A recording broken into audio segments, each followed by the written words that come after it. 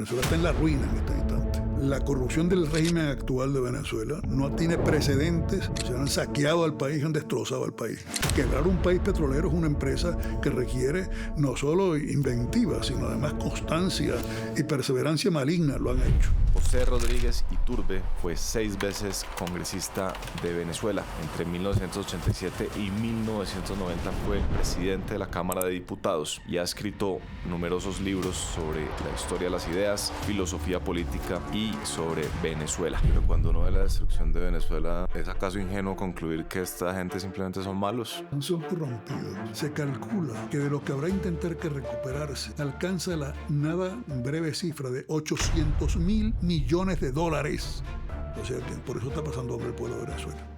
La nueva generación que tendrá que enfrentar la reconstrucción de Venezuela, que yo no veré, yo le pido a Dios la gracia de ver el comienzo del nuevo amanecer. ¿Y ya ha empezado el comienzo del fin? Yo me he interesado mucho por la historia de Venezuela y he hecho un par de entrevistas. ¿Usted cree que la historia de Venezuela es un buen espejo para estudiar la historia colombiana? ¿O quizás ni Pienso siquiera que en Latinoamérica es el mejor ejemplo? yo diría que no. Colombia tiene una trayectoria distinta, diferente a la de mi patria natal.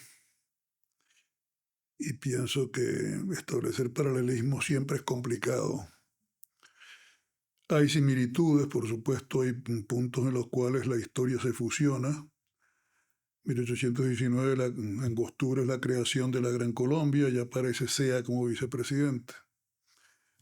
Después de Angostura viene Cúcuta, 1821. Y después el conflicto entre Bolívar y Santander. Un conflicto, pienso yo, que tiene muchas aristas, también se ha simplificado mucho. Y sobre todo la pasionalidad a veces de bolivarianos o santanderianos oculta. Por eso es que es necesaria la revisión de los hechos desapasionadamente y buscando la verdad de la historia. Santander nunca salió del ámbito específico de lo que había sido el virreinato de Nueva Granada. Por lo tanto, no fue al sur. El gran militar de Colombia, sin lugar a dudas, es Córdoba, que muere de mala manera, ¿no? Primero está en el tribunal después del atentado septembrino, pero después ante la dictadura de Bolívar también dice que esto no es así. Y me parece, si mis datos no fallan, que estando herido es rematado por alguien de la Legión Británica.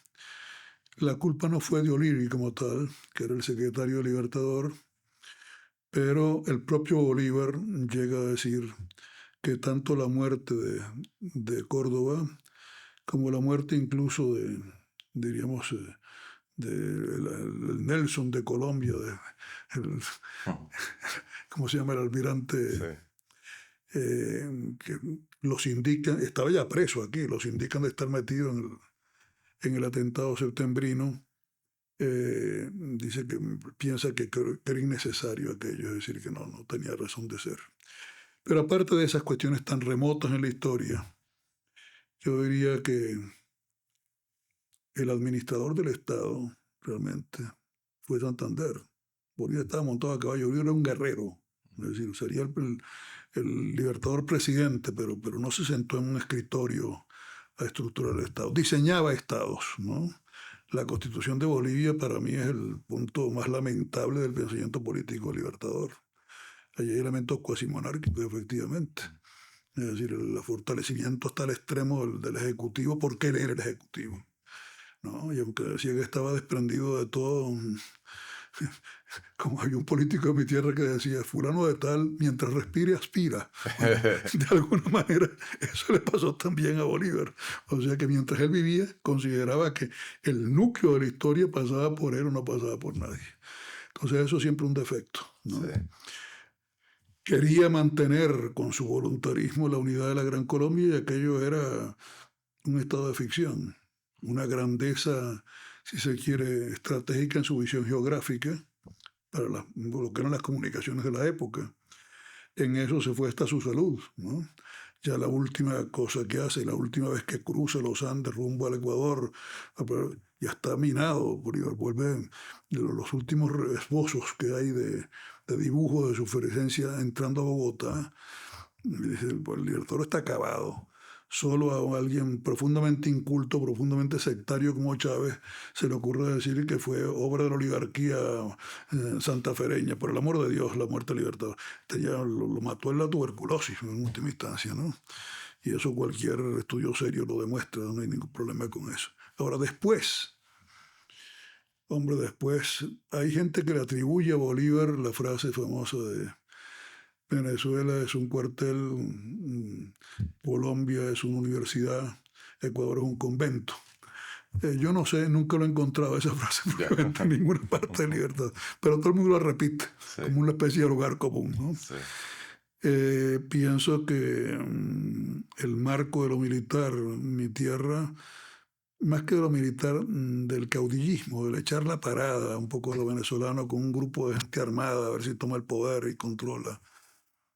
Eso aquí no es que no se haya dado, se ha dado de manera más civilizada, digamos, ¿no?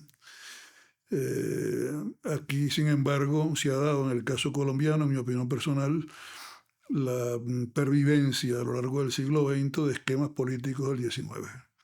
Es decir, solo en algunos países de América Central y en Colombia se da esa pervivencia de liberales conservadores, ¿no? La aparición de la política moderna, la estructura de políticos de molde europeo, de militancia rígida, de carácter ideológico. Aquí es muy difícil. Aquí la vinculación era prácticamente el seguir al caudillo liberal o al caudillo conservador. Y casi por los apellidos uno sabía que un Lleras era liberal o que un Gómez era conservador.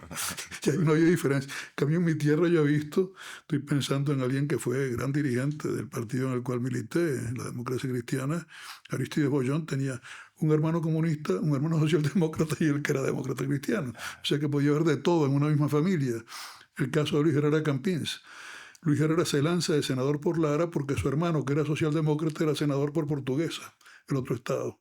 Allá los senadores no son como aquí, era un poco el modelo de los Estados Unidos, 2 senadores por estado y, digamos, la diferencia en población era en la Cámara. Entonces el estado más importante era el Zulia, que es mi estado, ¿no? Que incluso más importante que el Distrito Federal en ese sentido. Y el segundo estado importante era Miranda, que tiene parte de Caracas, ¿no? Pero entonces, esa, diríamos, por ejemplo, parte de mi familia materna, los Iturbe, era socialdemócrata, es decir, yo en cambio por familia me sentía, mi padre sí fue fundador de la Unión Nacional de Estudiantes y después de Copey nunca fue un gran político, ni mucho menos, ¿no? Pero uno sí sabía que cualquiera tenía la libertad de escoger lo que le diera la gana, ¿no? Sí. Y yo estaba en la Cámara con un primo mío que se llama Andrés Eloy Blanco Iturbe, hijo del poeta Andrés Eloy Blanco, socialdemócrata, y yo estaba en la bancada demócrata cristiana. Totalmente antagónicos, nos queríamos mucho, sí. Pero en última instancia teníamos posturas políticas diferentes, ningún problema, ¿no? Y la mamá de él era una santa mujer, o sea que la viuda de Andrés Eloy. Yo no conocía a Andrés Eloy Blanco, pero es el poeta nacional, sin lugar a dudas, ¿no? A mí me sorprendió leyendo su libro de la década militar, que se llama Venezuela del octubrismo al punto fijo. Me sorprendió lo recientes que eran los partidos en ese entonces, ¿no? Sí. Casi recién fundados, Acción Democrática y el COPEI. No sé si el URD también, pero recientes, por lo menos en comparación con lo que nosotros conocemos acá, que es el liberal, el conservador, claro. Que son... Esto es consecuencia histórica, esto cuaja con el octubrismo, efectivamente, la Revolución de Octubre del 45. Todavía discutida, es decir, ¿por qué tumban a Medina si estaba terminando su periodo? Medina era además un militar civilista, no hubo nunca un preso político, nunca un desterrado. Fue la ambición, entonces eso se seguirá discutiendo, ¿no? Alguien dice que no, que era la posibilidad de que volviera López Contreras, y eso forma parte de diríamos, de todo el embrollo histórico venezolano. Pero el nacimiento de la política moderna se da en un momento en el cual no había esperanza de ningún tipo. Se está a punto de cumplir el centenario de eso, y va a ser muy importante. La generación del 28. Es decir, la generación que nos precede a nosotros. Nosotros somos la generación del 58, ¿no? La caída de Pérez Jiménez. La generación del 28 fue la Federación de Estudiantes. Y todavía la Federación de Estudiantes fue la gran escuela política de mi generación, ¿no? En las universidades, ¿no? Aparte de la juventud de los partidos y de la formación política que recibíamos, la formación política como tal fue en las federaciones de estudiantes. ¿Qué pasó el 28? Bueno, Venezuela hay que tener una idea de que veníamos de una etapa pavorosa de guerras civiles del 19. Quien acaba con las guerras civiles y con el caudillismo regional es una dictadura tártara, la de Juan Vicente Gómez, que dura 27 años. ¿No? ¿Qué significa tártara? Asiática, es decir, una especie de invasión de los bárbaros, pero cosa realmente terrible fue aquello, ¿no? Hombre, esta gente entra, Gómez siempre, la finca de la cual arrancan ellos era parte en el norte de Santander, parte en el Táchira. O sea que la llamada revolución de los 60, que es con la cual comienza el siglo XX venezolano, derrumba al último figura del llamado guzmancismo sin Guzmán, y prácticamente sin haber librado casi ninguna batalla, excepto una, Tocuyito, bueno, amarran sus caballos en la Plaza Bolívar de Caracas. Y se quedaron ahí desde 1899 hasta 1936. Y Mariano Picón Salas, merideño, tiene una frase que vamos a decir: el siglo XX comienza en Venezuela en 1936. Muerte de Gómez. Muerte natural. Es decir, nadie mató a Gómez. Al contrario, la gente incluso quiso ver que lo enterraba, pero pues no fuera a hacer una especie de estratagema para ver quiénes eran sus enemigos. Pero verlo estrictamente. Entonces, ¿cómo no comenzó? Ahora, antes ya había comenzado el diseño de política moderna. ¿Quién eran estos? De ahí salen varios presidentes. El presidente de la federación era Raúl Leoni, que va a terminar su carrera aquí en el Externado de Colombia y va a ser el sucesor de Betancur después del 58. Raúl Leoni, guayanés, de Guayana, en la zona del sur de Venezuela. La otra gran figura, quizás en el momento el mayor líder estudiantil, Jovito Villalba, que aparece el calvo que está aquí en esta portada de este libro. Sí. Que era el hombre que se parece a Bolívar en su oratoria y tal, o sea, que siempre, profesor de constitucional, después, etcétera, etcétera. ¿Qué fue la generación del 28? Bueno, teóricamente era la fiesta del estudiante y el rector la autoriza, y en aquella época la vida universitaria era tan escasa en Venezuela que tener el título de bachiller significaba un nivel de cultura superior. El 36, el 70% del país era analfabeto. O sea, hoy viendo, seríamos como Haití prácticamente. Todavía el 58, cuando nosotros entramos en política, el 50% de los venezolanos no sabían leer y escribir. O sea, que ha habido cambios, sí. Ha avanzado la democracia, por supuesto. Entonces, el año 28, este grupo lo que organiza son como una marcha hacia el Panteón, una ofrenda floral, una ofrenda a José Félix Rivas, el Día de la Juventud Venezolana, que es el 12 de febrero. ¿Por qué? Porque el 12 de febrero fue la Batalla de la Victoria. Quienes fueron a combatir contra Boves fueron los estudiantes de la universidad y los seminaristas del Seminario Tridentino de Caracas. Y ganaron, ¿no? Entonces esa fecha es la fecha de la juventud venezolana, ¿no? Entonces, bueno, estos van. ¿Y quién habla en el Panteón? Jovito Villalba. ¿Y quién habla concretamente entre las estatuas de José Félix Rivas? Otro de estos dirigentes estudiantiles. ¿Y dónde aparece en Betancur? El mismo caso de Miguel Otero Silva y otros ellos, en un acto del Rivoli que teóricamente era un recital de poemas, y aquello se convirtió en un meeting, ¿no? Por supuesto. Conclusión, todos salieron presos. Es decir, al terminar, el acto principal fue la coronación de la reina de los estudiantes, Beatriz I, en el Teatro Municipal de Caracas. Iban todos muy elegantes allí, y uno que no era estudiante hace un poema bellísimo, por cierto. Este hombre sí tenía una formación política más veterano, tenía mayor veteranía política, que comienza alabando, decir, aquí estamos, oh reina y tal. Aparentemente era el saludo a la reina de los estudiantes. Y dice, bueno, estamos todos aquí, todos tus súbditos venimos aquí a qué, bueno, a decirte que en última instancia nos han robado la novia, ¿Y quién es la novia? Libertad. Entonces, por supuesto, el símbolo del estudiante es la boina vasca. ¿Quién dio el símbolo del estudiante como la boina vasca? Que todavía el Orfeón Universitario de la Central canta con boina vasca. Andrés Eloy Blanco, el poeta, ¿no? Que ya había ganado el canto de España y tal. Digo, bueno, si quieren ustedes hacer un acto libertario, busquen algo que simbolice un poco hasta el origen del padre los vascos, la chapela vasca. Bueno, en última instancia, todavía, el Orfeón es el único que la usa todavía, ¿no? El Orfeón Universitario de Caracas canta con su boina. Entonces, todos estos prepararon boinas y el símbolo del estudiante era la boina y una especie de símbolo extrañísimo de Ali, baja, saca la pata a la ja. Entonces, no sé, ¿qué significa esto? Dentro del humor estudiantil, por lo visto, los muchachos habían asistido, los estudiantes de medicina sobre todo, al entierro de un profesor de origen judío y no habían entendido nada de la salmodia diríamos, del ritual de entierro judío del profesor. Y entonces le quedó aquello, Ali. Pero entonces él saca la pata a la ja, era prácticamente una especie de consigna que no significaba nada y que sin embargo divertido para ellos, claro. Un poco de bohemia estudiantil, bueno, pero terminaron todo. Meten preso teóricamente a la directiva de la federación. Yeah. Y entonces, cosa extraordinaria, porque la universidad era muy chiquita, ¿no? Prácticamente todos los varones, los que no firmaron y no fueron, estaban marcados además, ¿no? Algunos de ellos muy conocidos después, por cierto, ¿no? Cuando detienen a la directiva de la federación, todos los varones de la universidad se presentan con sus maletas en la policía, así se van a llevamos todos. Y Gómez fue tan bestia que lo metió a todos en el castillo de Puerto Cabello, hasta que alguien le dijo, pero bueno, esto no se puede. Entonces lo soltaron pensando que ya habían recibido su merecido. Sí. Las prisiones de Gómez eran tremendamente duras, tremendamente bárbaras. Lo sueltan al tiempo, ¿no? Y entonces quedan ya con diríamos como la semilla de la insurgencia tal, que se mete en el primer intento, que eso fue una locura, por cierto. Hay poemas muy bonitos de eso, ¿no? De la toma de los cuarteles, ¿no? Acompañados por algunos oficiales, porque se había refundado, desde la independencia no existía la Academia Militar.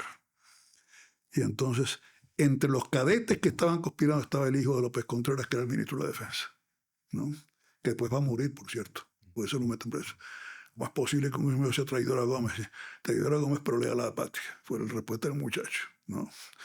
A su padre, que fue el que logró frenar la insurgencia. Sí. Bueno, aquello fue a tiro limpio. Allá aparece Betancourt. Allá aparece Betancourt cuenta como él. Dice, vamos a saltar lo que vamos a tratar.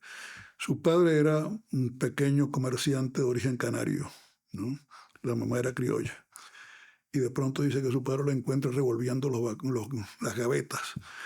Y le dije, hijo, ¿qué estás buscando? Tú estás buscando esto, ¿verdad? Y le entregó el revólver. O sea que fue, pero efectivamente de ahí se escondieron, porque fracasó, aquello tenía que fracasar. Una sonada bohina del estudiante, yo la he visto rodar en la explanada de la Trinidad. La explanada de la Trinidad es lo que hoy es el Panteón Nacional, ¿no? Que era una antigua iglesia hecha por suscripción popular, que Guzmán Blanco, que era bastante anticlerical, la secularizó y la convirtió en Panteón Nacional. Ahí estuvo Bolívar cuando volvió su cadáver hasta que Chávez construyó otro mausoleo al lado ahorita. Chávez hizo de todo tipo de salvajadas.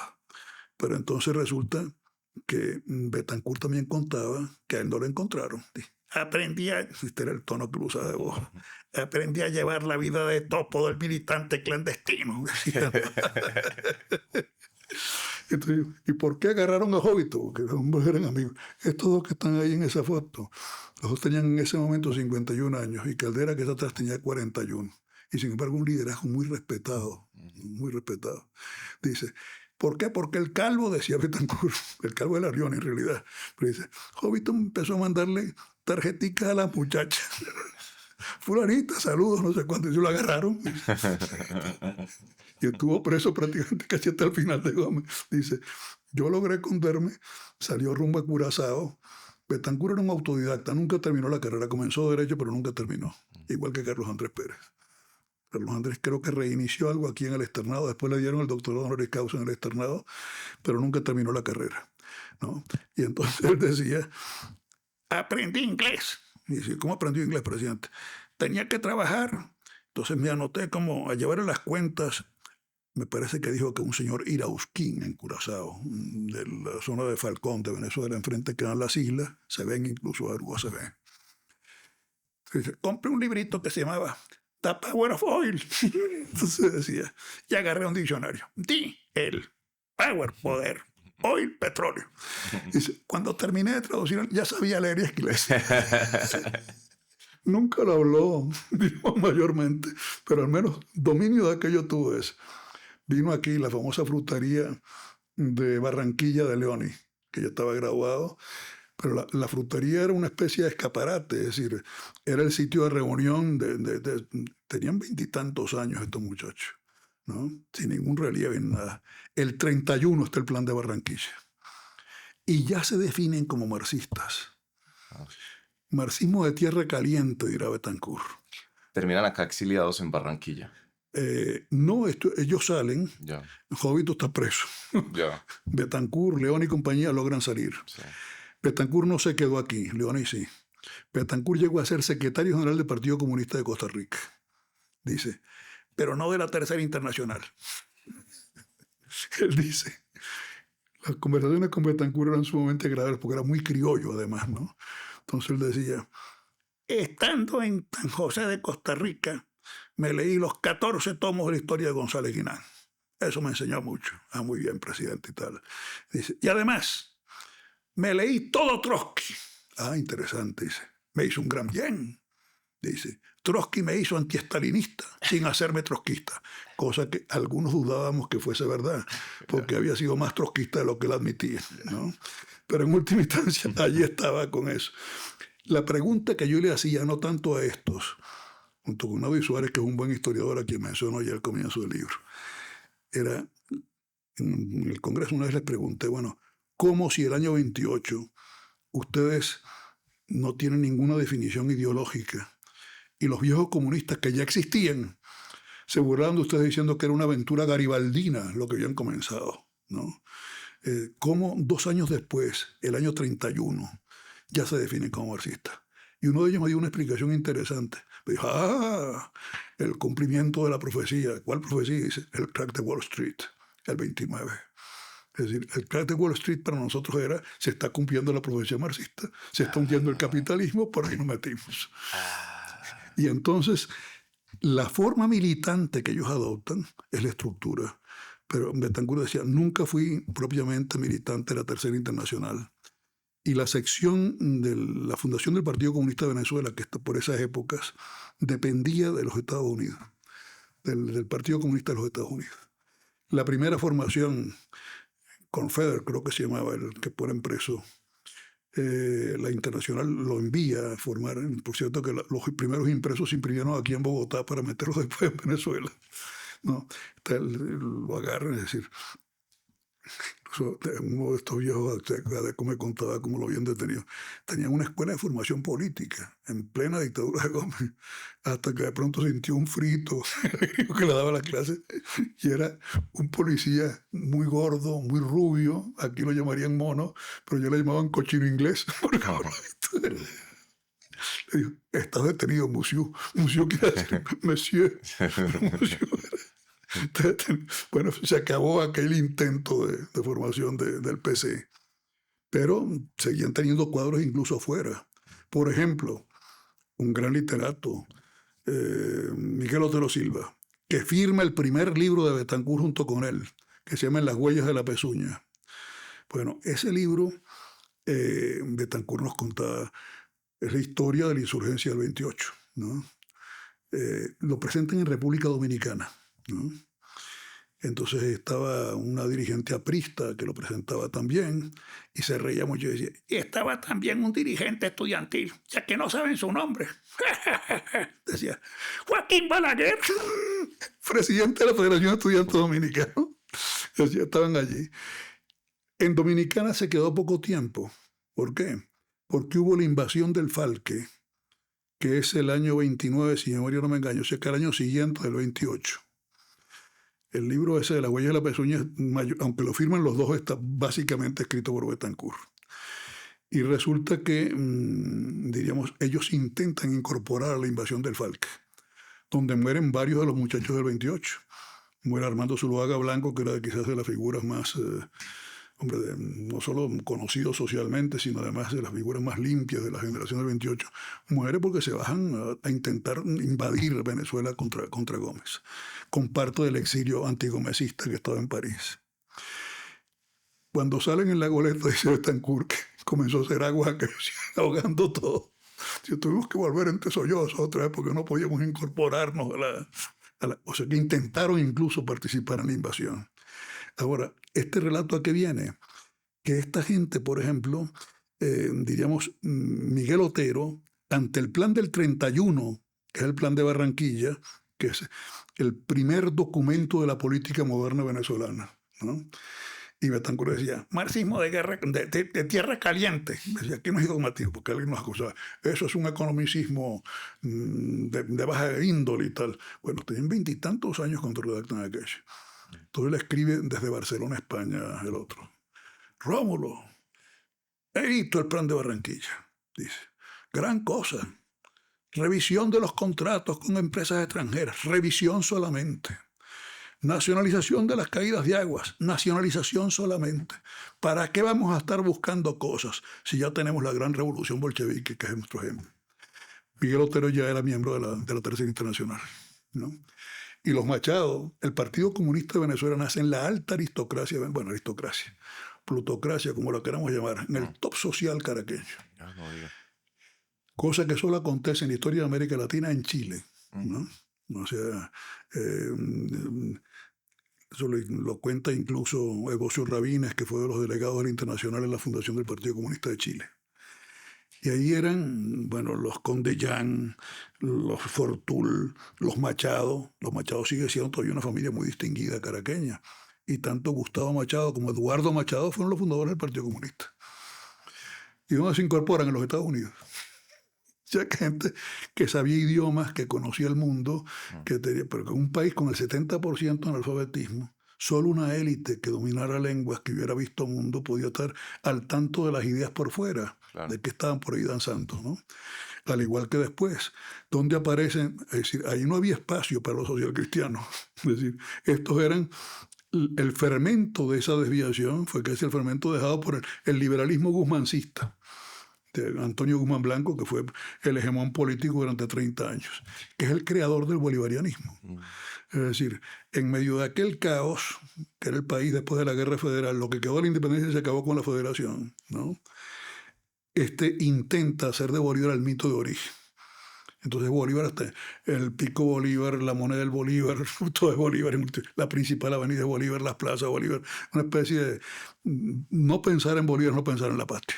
Sí, ¿no? Ese fue Guzmán Blanco. Guzmán Blanco. Y eso queda, es decir, imprime. Pero después de eso aparece que cuando aparecen estos marxistas, López Contreras, inicio de la sucesión de Gómez, ¿qué opone frente a eso? Las cívicas bolivarianas. No sé qué.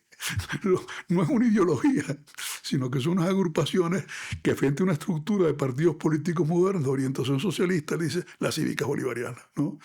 Pero el mundo básicamente, como Guzmán fue tremendamente anticlerical, es la antítesis de Colombia en este sentido.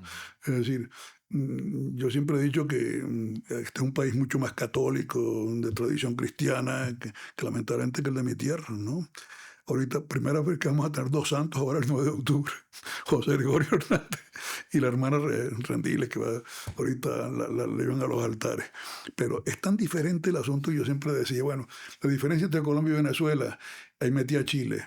Dice, en Chile había, yo creo que se ha variado, es un país laicista con una élite católica. Colombia es un país católico con una élite laicista, liberal. Y Venezuela es un país liberal con élite liberal, estamos fregados. Y entonces, el que hubiera un cauce de humanismo cristiano era complicadísimo. Entonces, prácticamente son muchachos que Sargent también, Caldera, ¿qué edad tendría? Ellos se encuentran, Eduardo Frei, Rafael Caldera, gente que después formará el PAN en México, en el Congreso de Pax Romana el año 34 en Roma. Y entonces Yo esto se lo he oído a Frei alguna vez, ¿no?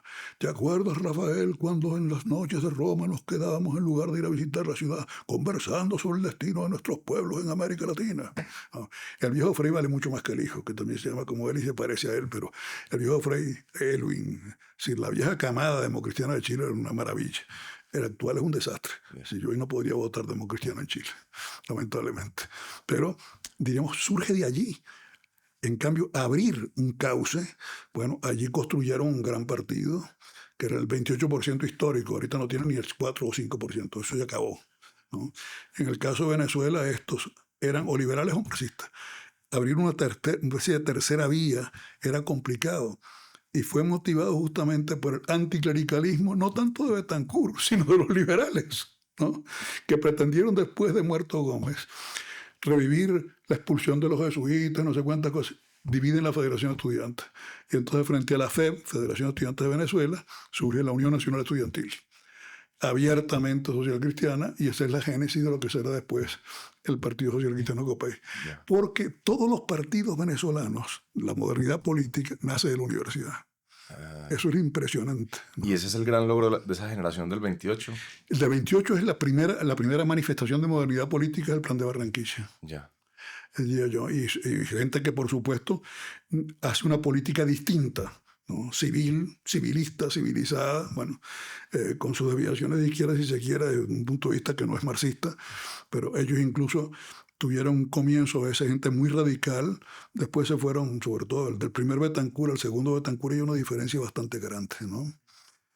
Pero en este año en el que finaliza su libro, 58, en el que cae la dictadura de Pérez Jiménez, se hace este pacto de punto fijo. Que no es decir, tiene sus similitudes a Benidorm y Sitges, el Pacto Nacional aquí, sí, al Frente Nacional distinta. De acá. Es decir, pero es finalmente, esa es la generación del 28 la que gesta ese momento, no, ese pacto. Porque no, Caldera no es del 28, es del 36. Okay. ¿No? Caldera del 28 debía tener, no sé, 11 años, 10 años. O sea, es mucho menor, 10 años menor que los anteriores. Pero, por ejemplo, el pacto de punto fijo es consecuencia justamente de decir, no repitamos los errores del pasado. Es decir, el antagonismo fue tan feroz y la mayoría de Acción Democrática era tan aplastante en la constituyente del 46 y fue una especie de sectarismo rampante que ocasiona que los socios militares de la Revolución de Octubre desplacen a los socios civiles. O sea que cuando quitan a Gallegos, que fue el primer presidente electo del país, ¿no? Héroe de las novelas de Gallegos, etcétera, etcétera. Hombre muy meritorio por partir. El vicepresidente de ADEC, ¿quién era? Andrés Eloy Blanco, el poeta nacional. Tenían que tener la mayoría, es decir, tenían la mejor representación en novela, en poesía y en música. También el maestro Osojo era parte de la dirección de Acción Democrática. O sea, que la cultura estaba allí, ¿no? Sí. Entonces, el exilio ayudó mucho. Incluso la lucha contra Pérez Jiménez, que es lo que se refiere en ese libro, tiene dos vertientes. Los desplazados civiles por el golpe militar intentan volver también por la vía del golpe a recuperar el poder. Mientras que URD, Copey, que estaban recién nacidos, intentan, diríamos, que la interinaria tenga conciencia de la interinidad. Es decir, que esta es una ruptura, pero que sea breve y volvamos al cauce constitucional. Y mientras eso pasaba, el intentar ir por la vía electoral, los otros intentaban el golpe de Estado. Fracasan en los intentos de golpe de Estado y viene el pucherazo electoral del 52. Y allí ya comienzan entonces a buscarse los puntos de encuentro, ¿no? El único líder que quedaba con una cierta vigencia adentro, pero también termina preso y aniquilado, es Caldera. Entonces, también allí eso influye mucho al acercamiento personal entre líderes que antes, hombre, se conocían, pero no es que se tuvieran mucho aprecio, ni mucho menos, ¿no? Sí. Y estos tres personajes se van a coincidir en Nueva York el día de la caída de Pérez Jiménez. Tanto Villalba, que está exilado desde el 52, como Caldera, que ya lo han sacado del país, como Betancourt, que acaba de terminar de escribir su principal obra, Venezuela, Política y Petróleo, que ahí relata incluso, tiene el mejor relato personal de la Revolución de Octubre, lo tiene Betancourt en ese libro, ¿no? Entonces, me parece que no es lo mismo que los acuerdos de Benidorm y Sitges, porque Benidorm y Sitges, ¿qué pasa? Aquí, después de la muerte de Gaitán, que siempre es una incógnita histórica, ¿quién mató a Gaitán, ¿no? porque Guitán estaba en contra de las dos oligarquías, la oligarquía liberal y la oligarquía conservadora, y perjudicaba más a la oligarquía liberal que a la conservadora. Pero de hecho después la presidencia de Laureano era imposible, es decir, prácticamente que el que da el golpe de Estado, que es Rojas Pinilla, pues muy bien, tiene buena parte del respaldo de los liberales. Ah, sí, claro. Y de los pinismos, con lo cual ahí queda dividido el conservatismo y tal, con lo cual la maravilla que hace Lleras Camargo es ir a hablar con Laureano y pactar entonces una especie de alternabilidad que eso no se pactó en Venezuela, ¿no? Okay. En Venezuela se hace el pacto de punto fijo, que es un programa mínimo común. Y en la disposición de todos, esta es la última dictadura militar, Sí. es decir, aquí defendemos la institucionalidad pase lo que pase, pero no había compromiso de estar. La alternabilidad vino por dinámica posterior, tanto que a Betancur lo sucede Leoni, Sí. a Leoni lo sucede Caldera, Sí. a Caldera lo sucede Pérez, ahí sí comienza una alternabilidad de facto, pero no de jure, entre demócratas cristianos y socialdemócratas, ¿no? Pero el pacto, por supuesto, era aquí va a haber democracia en Claro, este país. claro, fundamental. Entonces, del 58 al 98 hubo 40 años de democracia. Sí lo hubo. Y usted fue... Yo pienso además, de esos casi 50 años, yo fui 30 años parlamentario. Usted fue protagonista y partícipe de esa democracia. Hombre, Cuénteme de la democracia en Venezuela, ¿cómo era eso? Hombre, yo diría Usted que sabe que ya hay gente que nació después del 2000, entonces no te... Por ejemplo, yo diría que de las cosas que a mí alguien me preguntó el otro día, bueno, ¿qué aprendiste tú en el Congreso? Tolerancia. Si el Congreso, así como la formación política militante, la aprendió uno en la Federación de Estudiantes y en la juventud de los partidos, que tiene sus aspectos buenos y sus aspectos malos, la militancia, pero en última instancia forma política, es decir, sobre todo se aprende a obedecer y se aprende a mandar, las dos cosas, ¿no? En al menos una estructura partidista.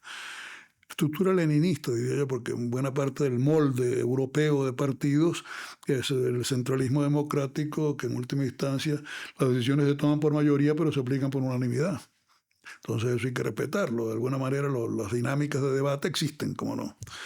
Teníamos grandes ejemplos. Yo diría que, por ejemplo, yo he asistido, entre otras cosas, nos mandaban a los que hablábamos italianos, a los congresos de la DC italiana. Los debates esos eran impresionantes, porque allá había un palco expreso a las delegaciones de los otros partidos que fueran a ver el debate interno en el Congreso Nacional de la Democracia Cristiana. Entonces uno dice, caramba, esto ha influido mucho, sí, mucho más que los alemanes en el aspecto ideológico, diría yo, fueron los italianos. Después sí también la Konrad Adenauer Stiftung, sobre todo en la segunda parte de esos largos 40 años, ayudó mucho. Yo pienso que en eso intervino mucho Caldera con el viejo Adenauer, es decir, la responsabilidad de una Alemania ya reconstruida y fuerte en ayudar a unos países y a unos partidos también, a una perspectiva política e ideológica en América Latina que no tenía demasiada proyección, ¿no? Y de hecho yo recuerdo, por ejemplo, la formación de cuadros del PAN. Carlos Peraza, ¿cómo se llama? Castillo Peraza, que después murió justamente de un infarto en Alemania, que fue secretario general del PAN. La formación de cuadros panistas, incluso antes de la primera derrota del PRI en México, en buena parte tuvo la gran ayuda también de los alemanes en formación de cuadros. Tenían una escuela política en Eichelstöck, yo recuerdo, Peter Molt era el director de aquello, que ayudaba, se mandaban cuadros, entonces había gente que hablaba perfectamente castellano, la formación de cómo es, no solo en el aspecto ideológico, sino también en cuanto a la estructura partidista, propaganda política, es decir, había muchos puntos de apoyo de nuestros partidos, diríamos, fraternos, partidos de Europa, ¿no? Sí. Y la internacional funcionaba, de alguna manera funcionaba. Primero el Nouvel Equipo Internacional, que funcionaba en París, después la vía del plebiscito en Italia, y por último ya se instaló básicamente en Bruselas, que era la sede de la Unión Europea, el Sant Galvani, por Aristides Galvani, que fue canciller venezolano, demócrata cristiano, así se llama la sede de la sede internacional hoy en Bruselas, tiene ese nombre. Hombre, además para los belgas era importante porque Galvani, que había estudiado en Lovaina, es el único caso de un extranjero que fue presidente de la Federación de Estudiantes Católicos de Bélgica. Cuando él estudiaba, el único extranjero que lo presidió fue Galvani. Entonces también muchos amigos. André Luis, que fue después secretario general mundial, cuando Galvani muere en un accidente en Guatemala, va al entierro de Galvani a Caracas, ¿no? Fueran fraternos amigos desde la época de estudiantes prácticamente, ¿no? Eso yo pienso que está bastante más diluido ahorita, ¿no?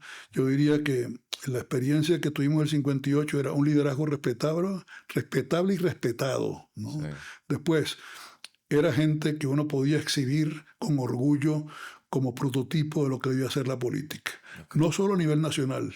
Yo recuerdo Nectario Andrade de la Barca, decano de la Facultad de Derecho en el Zulia. Bueno, era de un origen tremendamente popular, ¿no?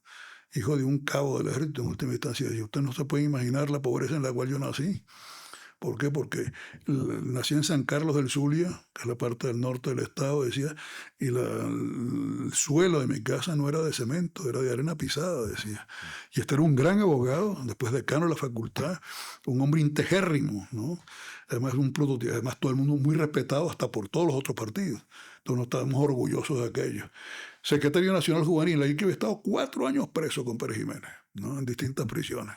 Hilarión Cardoso, que me llevaba a mí casi 10 años, pero que se graduó después que mí. Yo me gradué del 62, yo creo que Hilarión se graduó del 64, ¿no? Después fue ministro de Caldera, ministro de Justicia, ¿no? Fue incluso secretario general de ODCA antes de que yo lo fuera, Hilarión. Pero entonces teníamos el orgullo de tener gente que, caramba, podemos mostrar, es decir, Sí. aquí están nuestros. Y en cada estado había gente de referencia de esa índole. Esto era muy importante para. ¿Por qué? Porque realmente era, es decir, como una especie de garantía de que la política tiene que ser honesta. Y ninguno de ellos estuvo acusado jamás de ningún tipo de cosa. Y la dirección nacional era una maravilla, unos próceres. Caldera, Lorenzo Fernández, que era el número 2 del partido. José Antonio Pérez Díaz, el primer secretario político histórico. Bueno, una especie de cosa que uno dice. Víctor Jiménez Landín, el primer ministro de Agricultura, ¿no? Cada uno con su especialidad, ¿no? Entonces, la dirigencia obrera en la cual fue Galvani, que todavía no era militante. Galvani fue militante después de que dejó la Cancillería. Era mucho más de acción católica y de movimiento social, digamos, que el movimiento político. La dirigencia obrera nuestra, yo diría que era también estábamos muy orgullosos de ello, ¿no? Uno de los temas que siempre está sobre la mesa en Colombia es el de la informalidad. Y en el caso de las empleadas domésticas, 8 de cada 10 son informales. Y uno entiende, va 1 o 2 veces a la semana y uno se pregunta, ¿de verdad tengo que volverme un experto en derecho laboral para solucionar este asunto? Y la verdad es que no. Para eso existe Simplifica, una aplicación que genera la afiliación a Seguridad Social, facilita los pagos y todo lo relacionado con las empleadas domésticas en solo un par de clics. Ahorra uno tiempo y plata, además de que evita las multas y las posibles demandas, y encima de eso Simplifica genera beneficios adicionales para las empleadas. Ya más de 25,000 familias han usado Simplifica, que si van a simplifica.com pueden registrarse y recibir una asesoría totalmente gratis sobre su caso particular. Gracias, Simplifica, por apoyar a Temporal y sigan con el episodio. Durante esos años, usted llegó a sentir, durante esos años de democracia, llegó a sentir que el militarismo estaba nuevamente tocando la puerta. Creo que no, honestamente. Yo diría que de las noches más tristes fue el 4 de febrero. El 4 de febrero, hombre, ¿por qué? Porque yo le dedico este libro que me llamó esa noche. ¿Qué has oído? Dice, nada. Pensaba que estaba todo normal. Pronto comenzó una balacera gigantesca. ¿Esto qué es? Me dice, bueno, si tú no sabías es que todo estaba bien. Y por el amor de Dios, no me dijiste nada, desgraciado.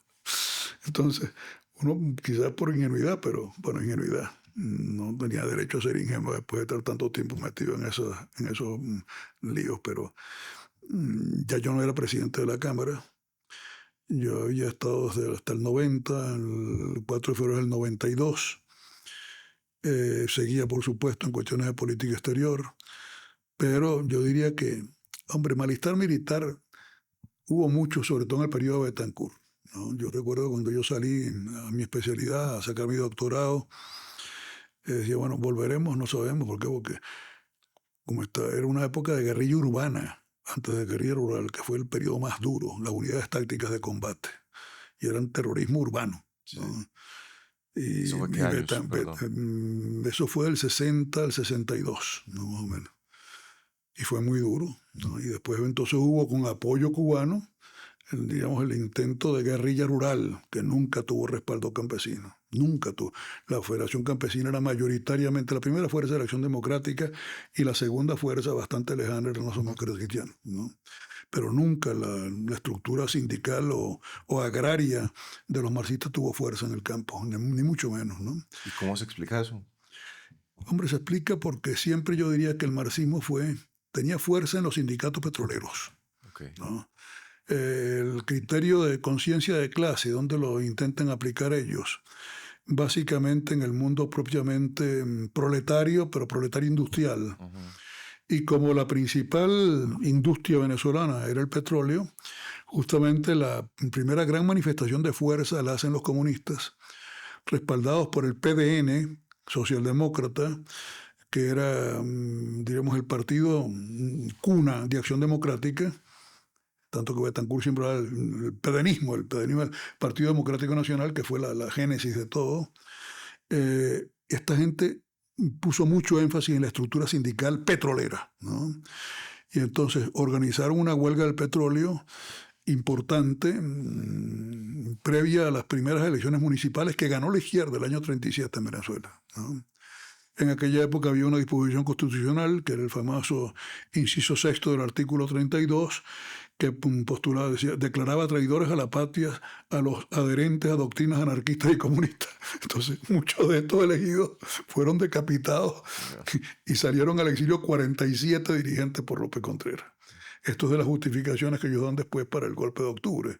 Decían, si volvía López, no volvía a exilar. Dicen, no. Esto varió mucho. Varió mucho, ¿por qué? Por la Segunda Guerra Mundial. Al principio, Stalin era aliado de Hitler para repartirse Polonia y compañía, los pactos Molotov-Ribbentrop. Pero después, con la invasión, la Operación Barbarroja, viene la inmensa 7.000 kilómetros de combate contra la Unión Soviética y hasta Stalingrado, que es lo que cambia el aire de la guerra europea, de la Segunda Guerra, y entonces comienza la lucha internacional contra el fascismo. Sí, pero antes eran tus aliados desgraciados. Entonces tiene la gran ayuda a Stalin. Tanto es así que Eisenhower frena a Patton, de manera que sean los rusos los que toman Berlín, ¿no? Pero bien, estando así las cosas, ¿qué pasa? En América Latina la legalización de los partidos comunistas prácticamente se opera en todo ese periodo de la Segunda Guerra Mundial, ¿no?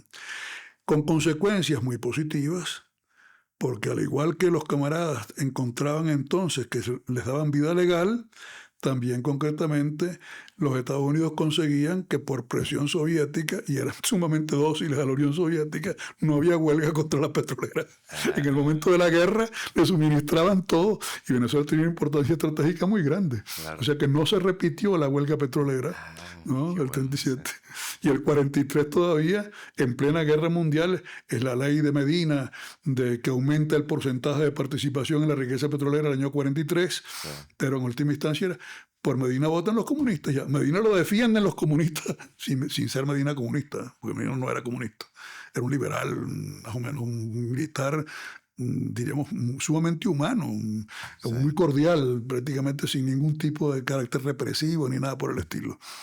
Los que pelean por Medina son los comunistas. Y el asunto de la guerrilla rural y el hecho de que no hayan tenido como bases campesinas tiene que ver con el mensaje o la doctrina no cala dentro de personas que están acostumbradas no a tener un patrón, sino a ser, digámoslo coloquialmente, sus propios jefes, o eso no va por ahí. No, yo pienso que es distinto.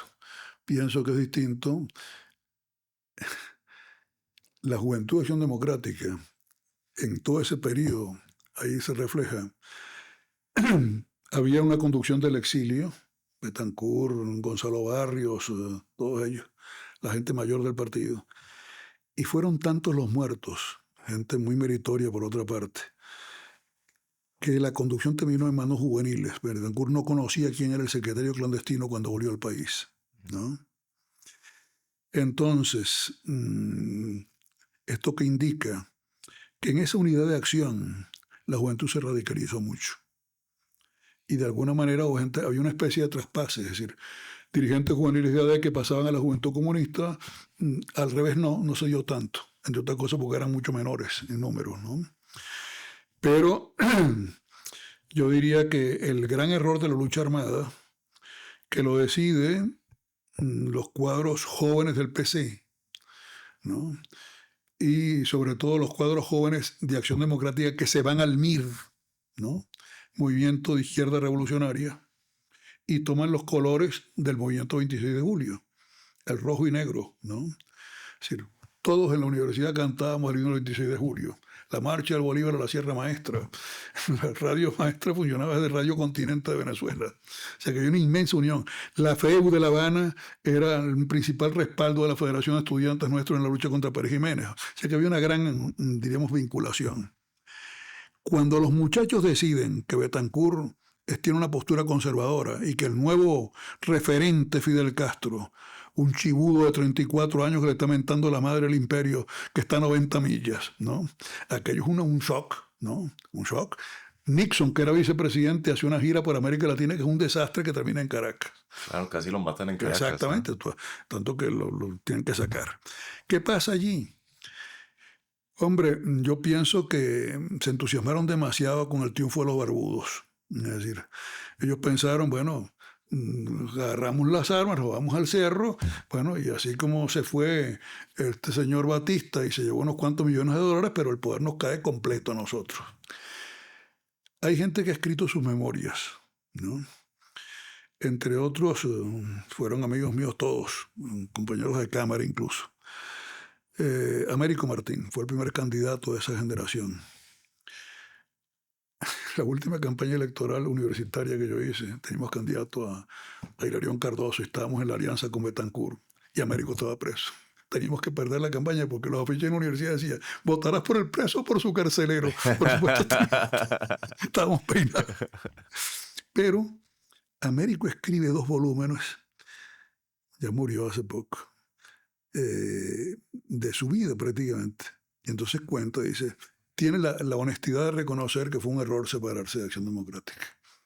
Dice, el partido hubiera caído en nuestras manos y el poder también si no hubiéramos sido impacientes, porque era la más brillante generación de relevo y la que había hecho la clandestinidad. Entonces estaba él, estaba Pérez Marcano, estaba todo el grupo que había estado prácticamente allí. ¿Qué pasa con eso? En una parte de ese libro se ve que el impacto de la Revolución Cubana en toda una generación de jóvenes dirigentes fue muy grande. Socialdemócratas, quiero decir. Él habla, por ejemplo, nosotros nos separamos y formamos, ese mito lo recuerdo perfectamente, porque estaban varios amigos míos ahí, ¿no? Se fundó en Maracaibo, además, el MIR, ¿no? Y un compañero del liceo mío, de preuniversitario, fue el orador central, que era Gumercindo Rodríguez, que después fue ministro con Carlos Andrés Pérez. Pero ellos van a la radicalización de izquierda imitando el modelo cubano. Entonces, por ejemplo, estoy recordando ahorita el discurso de Gumercindo. Eso sí me lo aprendí de memoria. Los teóricos del grupo ARS, que era el grupo la maquinaria interna de Acción Democrática, que en lugar de buscar la fuente de su inspiración en los clásicos del socialismo, en Marx, Engels, Lenin y Stalin, fueron a buscar los principios de su acción en los clásicos del amponato y el crimen, en Al Capone y Dillinger. Eso no se me olvida. Lo anoté enseguida. Y yo, qué bueno. Se fueron y montaron al MIR. Dice, el APRA rebelde de la Puente Uceda, de buena familia limeña, muere en la primera salida guerrillera, ¿no? ¿Sabes quién era el corresponsal aquí en Colombia? Alfonso López Miquels. Por eso digo que son muy diferentes las cosas. Alfonso López, que funda el Movimiento Revolucionario Liberal, deja aquello en la estacada en cuanto lo nombran canciller con Gerard Restrepo. Y en última instancia, hombre, coqueteos con la izquierda, sí, pero meterse en, como se metieron todos estos en la aventura, no. Ni O sea que riesgos. aquí, en este grupito de arriba está todo, Bueno, allá no, y aquí tampoco. La mayor parte de estos eran de origen socialdemócrata y algunos eran un país de gran migración como es Venezuela, hijos de inmigrantes. Américo Martín era hijo de un republicano español que había llegado a Venezuela, ¿no? Eh, yo te diría que muchos de ellos además de gran riqueza humana, es decir, uno disfrutaba conversando y discutiendo con ellos, aparte de los debates de la Cámara, porque realmente nos hicimos muy amigos, ¿no? sí. Es decir, éramos adversarios, cómo no, pero no éramos enemigos, ¿no? O sea que, entonces pienso que eso, así como se dio esa deslinde con casi la imagen de la Revolución Cubana, no tuvieron nunca una base radical popular. Es decir, la votación de ellos nunca pasó del 5%. Otra cosa eran propiamente los jóvenes comunistas, que tenían la figura quizás más destacada de ese elenco. Bueno, hay dos. Uno de una generación superior, que era Pompeyo Márquez, y el otro más joven, que era Teodoro Petkov.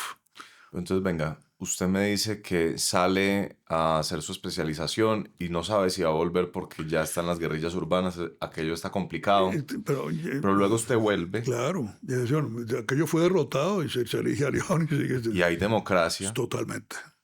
y luego, cuénteme más de esa noche, del 4 de febrero El 4 de febrero del 92 fue. del 92. Bueno, recuerdo la sesión de la Cámara. En la sesión de la Cámara, la jefe de grupo parlamentario era una mujer que creo que todavía vive y le mataron al hijo en época de Chávez, por cierto. Aide Castillo.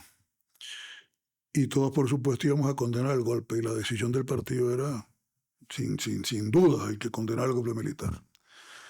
Y apareció algo que para nosotros fue traumático, el discurso de Caldera. Hay muchas explicaciones, pero aquel día yo diría que sentimos una ruptura con Caldera, que era nuestro líder histórico, ¿no? Él no era senador vitalicio, porque todos los expresidentes eran senadores vitalicios, que es cuando dice democracia con hambre no dura, etcétera, etcétera, sí. No sé qué. Bueno. Ese día ganó las elecciones, Caldera, aunque aspiraba a postularse, yo creo que la ganó. Ese discurso fue el día del golpe. El día del golpe en la tarde. En la sesión conjunta de las cámaras. Para la gente colombiana que nos está escuchando que quizás no está familiarizada con ese discurso, cuente un poquito. Ese discurso fue, Carlos Andrés Pérez venía de la reunión de Davos. Sí. Todavía no está claro si tenían conciencia los propios cuadros militares que lo seguían que había una conspiración en marcha. Dicen que el ministro de la Defensa le informó cuando llegó, pero de hecho el golpe estalla esa noche. El gobernador del Zulia, que era un amigo mío, todavía vive, Osvaldo Álvarez Paz, es detenido en la residencia del embajador por Arias Cárdenas, que era uno de los jefes militares del Zulia. O sea que le toman la gobernación, ¿no?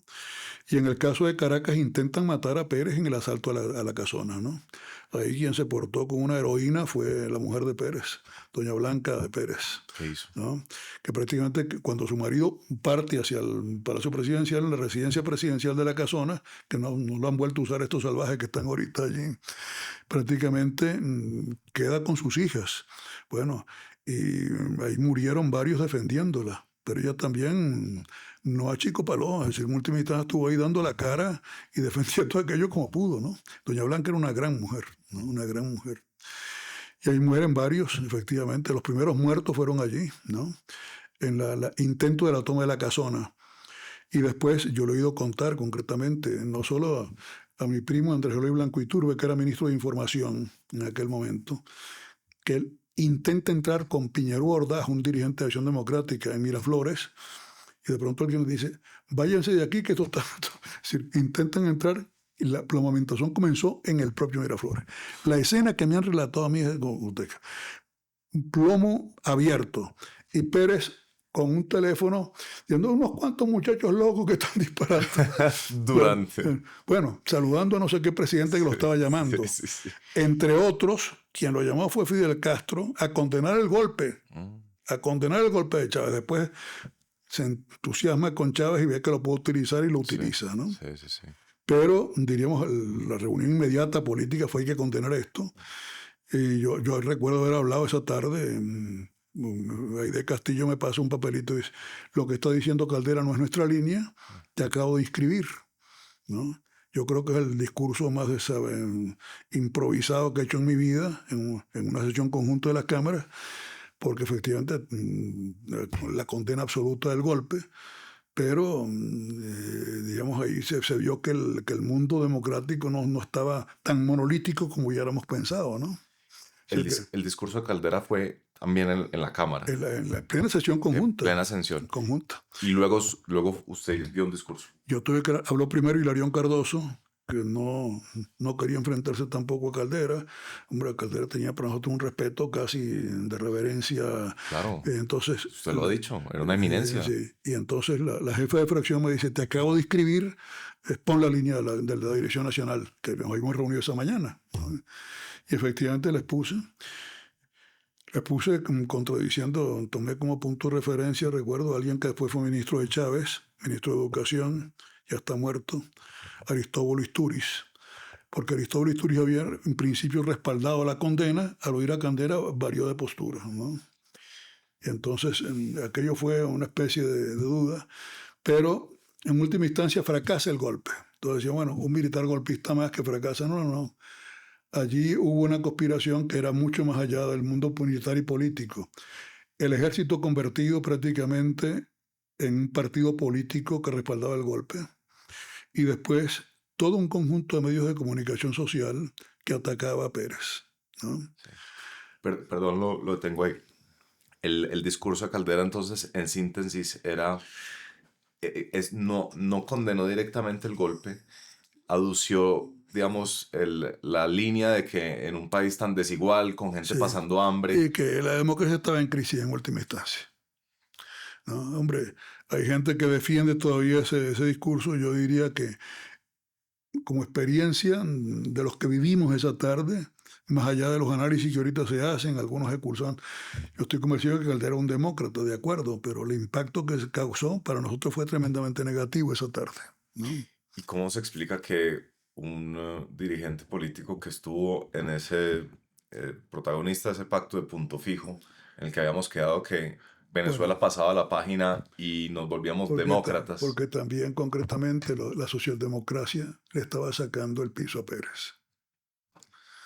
Entendamos. Y después con el juicio a Pérez se demostró. O sea que los que realmente le sacan el piso a Pérez, y la crisis de Pérez no es la crisis de un gobierno, es la crisis de un sistema, ¿no? Y en ese sembrar el clima para la crisis del sistema intervinieron mucho los medios de comunicación. Es decir, la radio, la televisión, sobre todo la televisión y la prensa. Gente que algunos están exilados hoy, ¿no? Que tampoco se trata de hurgar en las heridas del pasado, pero la primera página del periódico El Nacional, y hoy Miguel Enrique Otero, que está exilado, bueno, la primera página del Nacional era prácticamente alabando a los golpistas aquel día. Entonces uno dice, caramba, ¿cómo es esto, no? Estaba demonizada la clase política venezolana, sí. Es decir, prácticamente todos éramos ladrones, ¿no? El grito de las manifestaciones semianarcoides que había por fuera era, aquí están, ellos son los que roban la nación, cuando pasaban frente al Congreso. Entonces decía, desgraciado, usted a ver cómo se hace la patria, ¿no? Y cosa que era además no solo injusta, sino además incierta, ¿no? Había corrupción, podía haberla, pero no es que el golpe fuera contra la corrupción, mentira. La corrupción del régimen actual de Venezuela no tiene precedentes, bueno, desde la época más tenebrosa que pueda haber habido en la colonia, ¿no?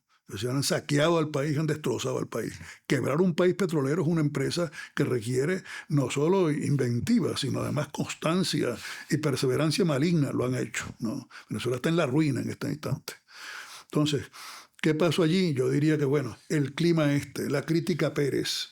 Crítica a Pérez porque yo era presidente de la Cámara cuando él tomó posesión todavía. Fui presidente del 87 al 90. Y tengo que decir que Pérez no odiaba. No pasa. Yo había sido muy crítico en la campaña electoral contra Pérez. Él incluso había anunciado que me vetaba. Yo recuerdo un día que entraba en Palacio y un periodista me preguntó, ¿qué opina usted del veto del presidente electo? Le dije, mire, yo solo conozco un veto que es de un paisano mío que se llama Beto Finol. Entonces se rió al periodista, no volvió a preguntar más de eso, pero apenas él supo que ante ese veto la democracia cristiana me ratificaba a mí como presidente de la Cámara, borrón y cuenta nueva. ¿Cómo está mi distinguido amigo? Punto. Y volvimos a tener, yo diría, mejor relación, sobre todo después de defenestrado él, porque yo sí pienso que lo que hizo con Pérez fue una injusticia histórica terrible, ¿no? Con lo cual, tanto la decisión de la Corte Suprema, ¿no? Yo tuve que declarar por escrito como presidente de la Cámara, ¿no? Y me preguntaron, ¿qué opina usted? ¿Podría usar de la partida secreta $20,000 para la defensa personal de Violeta Chamorro, que acaba de morir? Mi respuesta por escrito fue, podía no, debía, porque Nicaragua, al igual que toda América Central, está en el área estratégica de los intereses venezolanos, ¿no? Esa historia es increíble, yo no Increíble, la conocía. además. Y la decisión del Tribunal Supremo para mí será estudiada como prototipo de una sentencia aberrante, con el perdón. Conozco a varios de los que prepararon esa, pero lamentable, vaya. Yo pienso que se dejaron llevar por un clima de opinión adverso a Pérez, bueno, y provocaron no la crisis de un gobierno, la crisis de un sistema. Solo para la gente que no conoce ese episodio, como me lo han relatado, es a Carlos Andrés Pérez, a quien Hugo Chávez le había intentado ese golpe que usted ha relatado del 4 de febrero del 92. Y después otro golpe en noviembre. Después otro golpe en noviembre, los dos fallidos. Sí. Terminan defenestrándolo, es el término, como presidente a raíz de una situación en la que él usa una partida secreta, unos recursos que tenía como presidente para asegurarle protección a la candidata de Nicaragua. La que había cantado. Estuvimos juntos, Pérez y yo, en la toma de posesión de Violeta Chamorro, porque yo presidía política exterior de la Cámara en aquel momento. O sea que, es decir, una candidata que estaba bajo amenaza del señor. De los sandinistas. Sí. Es decir, aquella noche en el hotel apareció Daniel Ortega, que ahora vuelve a ser un sátrapa de mala manera, diciéndole a Pérez que una de dos, que o se garantizaba que su hermano Humberto continuaba al frente de las Fuerzas Armadas o no había entrega de poder. La noche antes, en el hotel de Managua. Una cosa, es decir, por supuesto que había que ayudar a Violeta, que ya había ganado, y había ganado bien las elecciones, ¿no? Y termina metiéndolo a la cárcel a Pérez. Bueno, defenestrándolo y luego le dan casa por cárcel. Casa por cárcel. Por eso digo que no, es decir, quienes lo habíamos criticado tanto, después incluso nos hicimos, yo diría, ya relatado, después de la muerte de su hija, como hicimos realmente buena amistad, pero yo diría que conservé, gracias a Dios, pienso, una buena amistad con Pérez hasta el fin de sus días, ¿no? Con una gran delicadeza. Por ejemplo, de pronto me mandaba Rosario Orellana, que todavía vive. Me llama un día a decirme, el presidente Pérez te manda a preguntar si aceptarías una invitación a almorzar con el primer ministro Manley, que está enfermo, que lo viene a visitar, que está en la Ahumada, en su casa. Bueno, por supuesto, es decir, que ni siquiera te agradezco que seas tú quien me llama, pero no tenía que ni siquiera preguntarle, acepto la invitación, por supuesto, ¿no? Una cosa es criticar a Pérez y otra cosa es conspirar en contra de Pérez. Hubo entonces una conspiración que pretendía... Se habló de los notables, era el nombre que le daban, ¿no? Okay. Los notables, ¿quiénes eran? No eran propiamente militares. Era gente del mundo de las finanzas, gente del mundo de los medios de comunicación, y también, por supuesto, había una especie de sindicato interno dentro de las Fuerzas Armadas que discutían quiénes iban a ser los próximos, diríamos, ascensos de los próximos dirigentes. ¿Y qué tipo de incentivos podían tener ellos? Yo pienso que la simple ambición de poder y pensar. Pérez también, quizás como se veía un hombre tremendo, para mí fue la última presencia de gran liderazgo en el país, sí, ¿no? Diríamos, motivó también al menos la detestación de gente que no tenía, pudo tener también sus múltiples errores. En política no hay gente que pueda decir, este es San Luis Gonzaga, no, eso es verdad. No es verdad. Es decir, pero tampoco es que fuera él el prototipo de la corrupción, por el amor de Dios, ¿no? Bastante gente que lo criticaba a él también tenía, diríamos, aspectos. Yo estoy convencido de que en última instancia la caída de Pérez fue un desastre. Había una ambición de reemplazarlo y Chávez era instrumental en ese plan, y eso se salió de las manos. Chávez, yo creo que era un golpista fracasado, hasta que de pronto gente descubrió que podían utilizar. Chávez tenía dentro de toda su incultura, sí, y dentro de toda su audacia, era un hombre bastante tosco, yo diría que incluso de modales nada refinados, ni de degradación del lenguaje, pero tenía la chispa criolla de la viveza criolla, ¿no? Y eso le dio un liderazgo, es decir, sabía llegarle a la gente, ¿no? Y eso lo descubrió Fidel. Lo descubrió Fidel y le dio una recepción como si fuera jefe de Estado en La Habana y después lo utilizó hasta que lo colocó en el poder. El mismo Fidel que había respaldado a Pérez por teléfono diciéndole caramba que Sí. estaba con él en el momento del golpe de Estado. Entonces, ¿qué motiva todo eso? Yo pienso que en buena parte, yo no sé si fue que Caldera le dio una audiencia al que era en aquel momento el presidente de la Cuban American National Foundation, la Fundación Cubanoamericana de los Estados Unidos, que había sido un antiguo dirigente estudiantil de la FEU, por cierto, y aquello indignó a Fidel, y entonces, bueno, buscó rápidamente. Yo sí recuerdo una visita, la última vez que estuve yo en La Habana, que fue con la llegada de Juan Pablo II. Yo estaba en la oposición a Caldera, cosa extrañísima. Gente del Partido Comunista estaba en el poder y yo estaba en la oposición a Caldera. Pero el ministro de Justicia, dentro de una delegación plural, estaba Pompeyo Márquez, antiguo secretario general del PC, muy amigo mío por otra parte, ¿no? Y estaba yo también en aquella delegación. Y ahí recuerdo que fuimos a hablar con el jefe del departamento, el nuevo jefe del Departamento de América, ya no era Barbarroja. Y muy cauto, ¿no? En aquel momento hablando del futuro de la política nacional, no puede haber variables, etc. Yo creo que ya los cubanos estaban muy metidos en la campaña electoral de Chávez, ¿no? Que habían visto allí un filón, ¿no?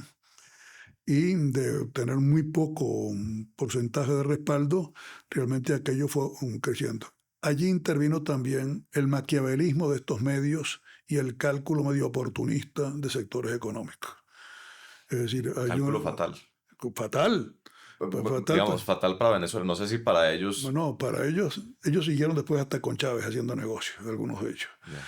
Pero, por ejemplo, ahí está, me parece que era Carlos Zapata el que tiene un libro que después fue prácticamente comprada toda su edición, ¿no?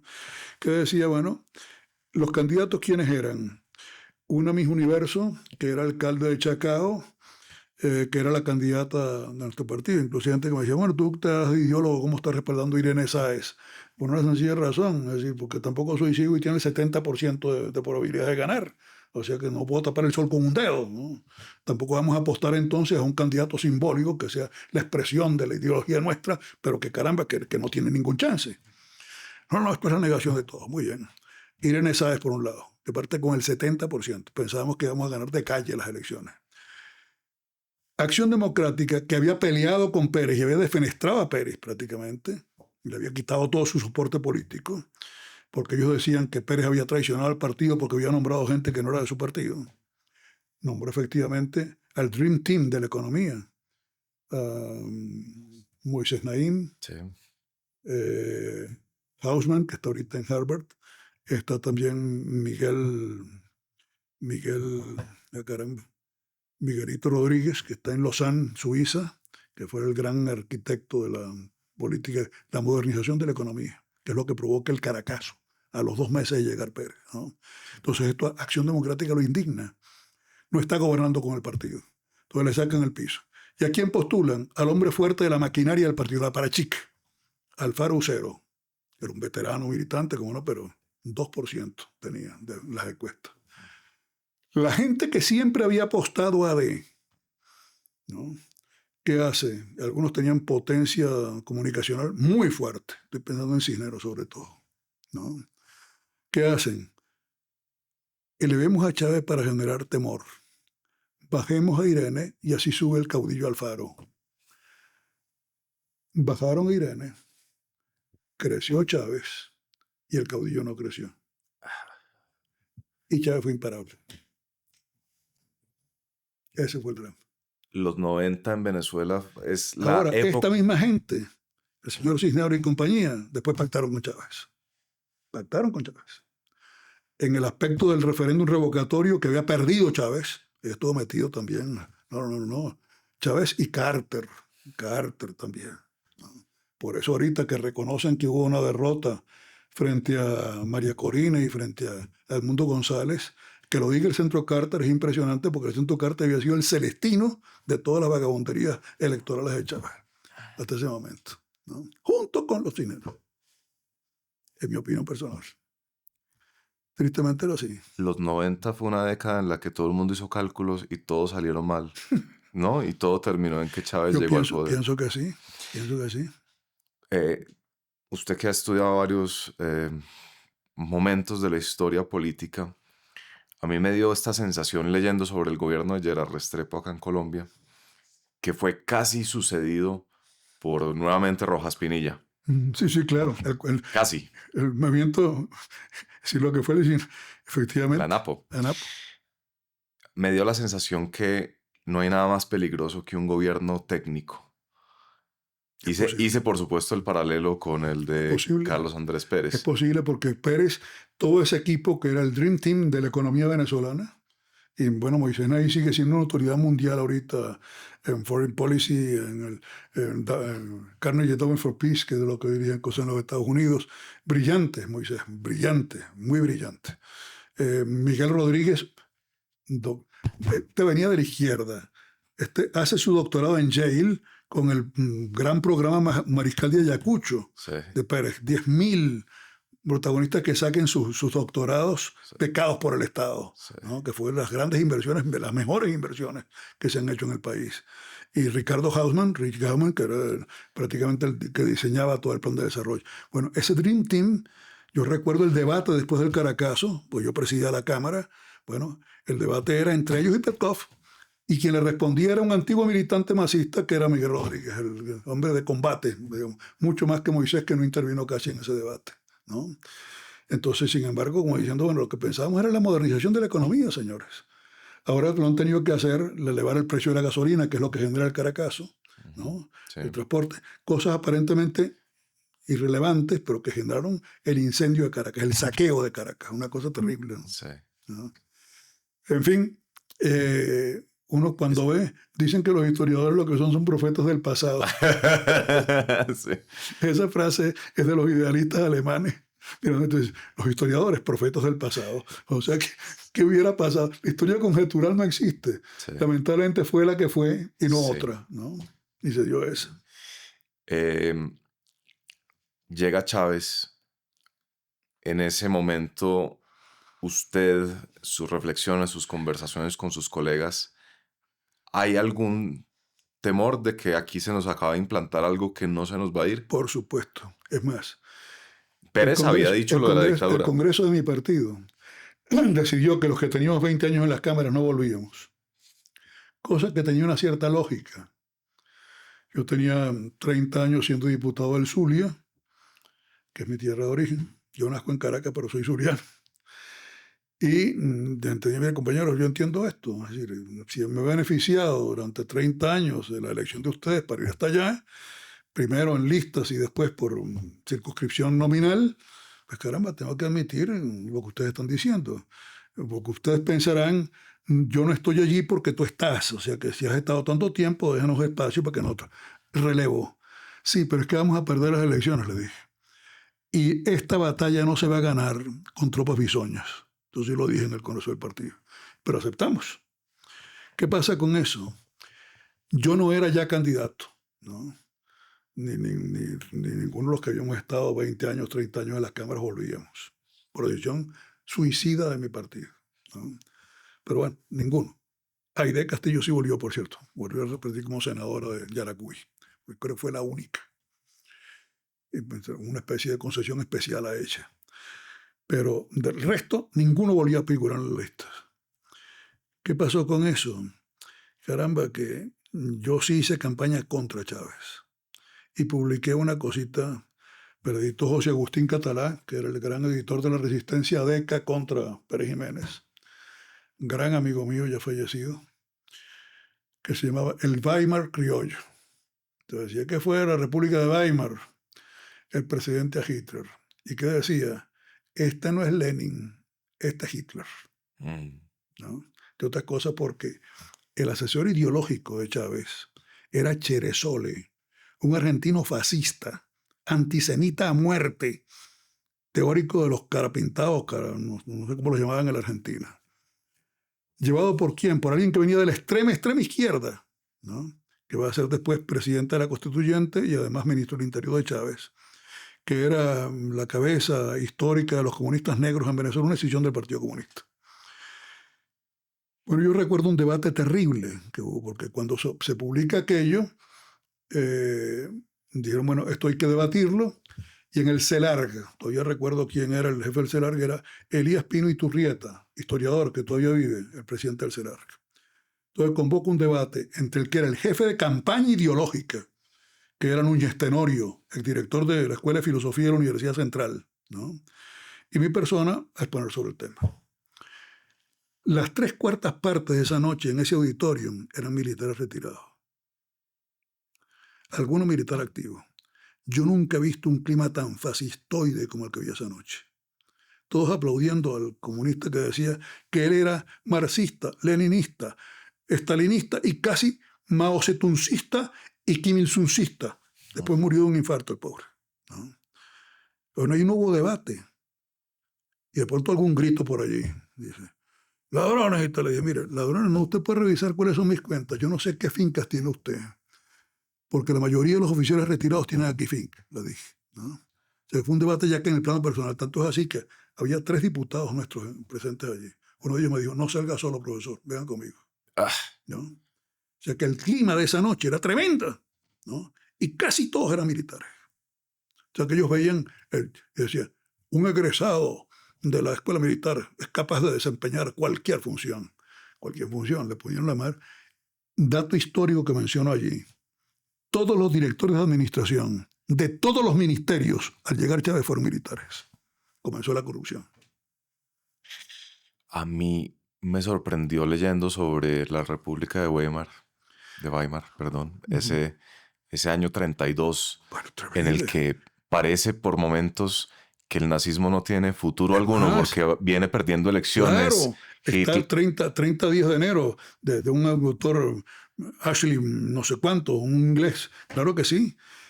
Fue el maquiavelismo también, decir, a este loco lo manejamos nosotros, este es un gritón.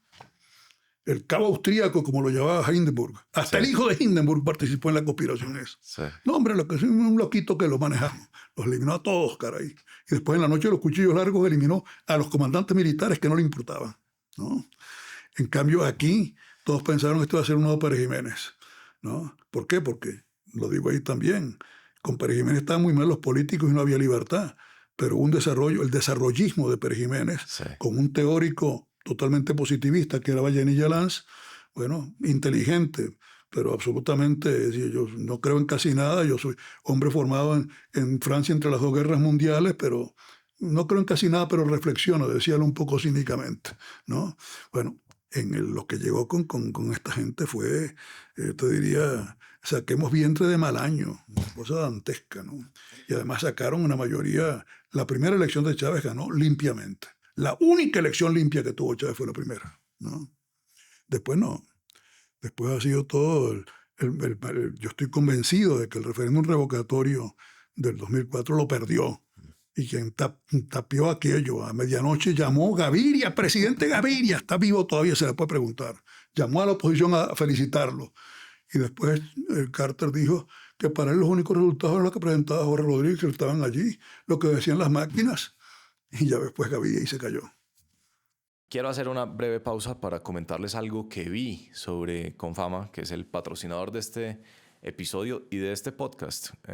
Por cierto, que siempre me he sentido muy contento de que apoyen este proyecto y estoy feliz de que hayan decidido seguir creyendo en Atemporal. Vi en LinkedIn un video de los trabajadores de Confama hablando sobre cómo habían logrado esa organización reducir efectivamente la semana laboral a 5 días, a pesar de que siguen prestando todos sus servicios habituales, incluso en los fines de semana. Y lo hicieron con una asignación muy eficiente de los turnos. Y ver los testimonios de los trabajadores hablando de cómo esta nueva manera de trabajar les había permitido tener la certeza de cómo organizarse, de tener suficiente tiempo disponible para actividades muy valiosas, por ejemplo, visitar a sus familias, leer, hacer ejercicio, me pareció realmente fascinante y me parece que es en eso una de las cosas en las que brilla Confama, es poner sobre la mesa maneras de enfrentar esta nueva era del trabajo, pensar en cómo vamos a anticiparnos a lo que será el futuro y cómo vamos a gestionar esta era de cambio de una manera enriquecedora y productiva. Creo que toda empresa, toda organización que se esté preguntando cómo vamos a hacer de cara a los desafíos de la nueva era puede encontrar en Confama una cantidad de conocimiento valioso acumulado que será muy, muy provechoso de cara a los desafíos que van a estar enfrentando y que enfrentaremos todos de cara al futuro. De manera que, Confama, gracias por poner esos temas sobre la mesa. Gracias por apoyar este proyecto y permitirle a ustedes seguir disfrutando de este episodio. Pero por eso digo, las comparaciones son... Yo pienso que Colombia ha tenido traumas que no hemos tenido nosotros. Es decir, el trauma de la lucha armada que se origina tan remotamente como en la guerrilla liberal después de la muerte de Gaitán, el surgimiento de la FARC, después la derivación de lo que fue el M-19, parte del ELN como mezcolanza, teología de la liberación, guerrilla, es decir, ha habido un componente tan complejo en el proceso colombiano que yo diría que dentro de todo lo dramático y lo triste del proceso venezolano es distinto. En favor de Colombia pienso que las Fuerzas Armadas colombianas no tienen esa penetración, que en el caso de Venezuela fue una penetración de 30 años. Eso le quería preguntar. El factor de poder definitivo en el caso del régimen y su perpetuación es el militar, sin duda. Por supuesto. Y ahí, por ejemplo, cuando ya no éramos candidatos, recuerdo a un hombre a quien condecoró después aquí la canciller colombiana. Ya murió de cáncer. Ali Rodríguez Araque, comandante Fausto de las Fuerzas Armadas de Liberación Nacional. Este era diputado, ¿no? Ali Rodríguez era un hombre muy de Cuba, es decir, formado cubanamente. Estaba cojo no porque se cayó por una escalera, sino por un balazo en las guerrillas y además estuvo a punto de volverse loco porque lo tuvieron que meter varios meses en una clínica en China donde nadie hablaba sino chino, entonces no había con quién hablar, era un desastre. Pero bueno, como éramos amigos en la Cámara, al saber que no volvíamos de candidato, lo que ya teníamos, nos invitó a cenar, una buena cena en un buen restaurante con una excelente tarjeta de crédito. Yo recuerdo que le dije, bueno, Ali, mira, los dos que estamos aquí somos políticos formados y tú eres un político formado. Nosotros vamos a estar presos. Pero tú, que eres un marxista de escuela, ¿no? Que además sabes lo que pelea por el marxismo, cuando le salga el tropero a Chávez, te esperamos en la celda al lado. Al día siguiente en la Cámara, tú de anoche estabas muy, muy pesimista. Y dije, pesimista no, Ali. Optimista decía, no, chico, Chávez era lo que nosotros llamamos un captado, nunca fue militante y tal. Muy bien. Aparece en la conversación, doy nombre que acaba de morir ahorita, Luis Manuel Esculpi. Yo estuve en esa presidencia de la Cámara, pero también en la Comisión de Defensa de la Cámara. Esculpi venía de las Juventudes Comunistas. Y murió sin ser comunista. Estuvo en el MAS, me pareció un tiempo, y después ya se retiró. Esculpi nos cuenta que él era el jefe de las Juventudes Comunistas de Caracas y que asistiendo a una reunión internacional de jóvenes comunistas, él dio un informe acerca de la fuerza grande que tenían en los cuadros de educación media. Presenta su informe y se sienta. Termina la sesión y se le acerca el responsable de las Juventudes Comunistas de Vietnam. Y le dice, mira, camarada, hay algo que yo no entiendo. ¿Cómo si ustedes tienen tanta fuerza en la educación media, cómo no han penetrado las academias militares? Entonces Luis Manuel decía, entonces decidimos mandar gente a las academias militares. 30 años antes. Dice, la mayoría fueron detectados y no siguieron. Otros se mimetizaron con el sistema. Y dijeron, bye, no queremos nada con ustedes, esto está muy bueno, nos quedamos aquí. Y quedaron un grupo de topos, nos decía eso, que sí quedaron adentro. 30 años tenían este plan. Desde el fracaso de la lucha armada hasta esto. O sea que gente que... Del enemigo el consejo. Y esto te lo relatan los protagonistas.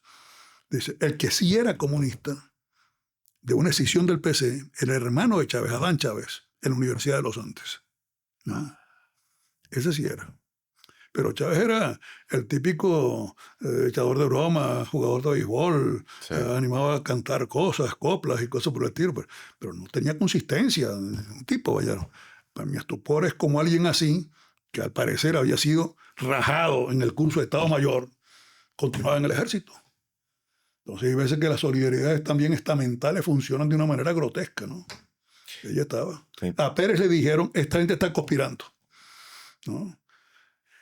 Es más, me lo contaba Ramón Velázquez, que fue el presidente provisional después de Pérez, que en un restaurante una vez, ese señor que está allí es uno de los conspiradores. Le dijo, estaba hablando con un general, que era en ese momento jefe de inteligencia. Le dijo, es paisano suyo, este es del Táchira, este es el mayor Arias Cárdenas que está allí. O sea, que tenían la lista. Se la pasaron a Pérez. Pero son unos muchachos locos, no le prestó atención. O sea que también hubo las indicaciones precisas de dónde estaba y no le prestaron atención.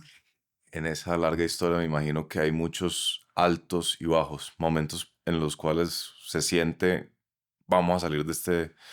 Yo pienso que Pérez, como no había habido, es decir, los intentos de golpe de Estado anteriores habían fracasado, también pensó, esto no condució a nada, aquí la democracia está suficientemente fuerte, esto no va a tener ninguna proyección. Pero después del golpe del 4 de febrero vino el de noviembre, que fue el golpe de la aviación, ¿no? Y por supuesto que ahí ya se demostraba que el malestar dentro era un malestar metastásico el que está bien dentro de las Fuerzas Armadas.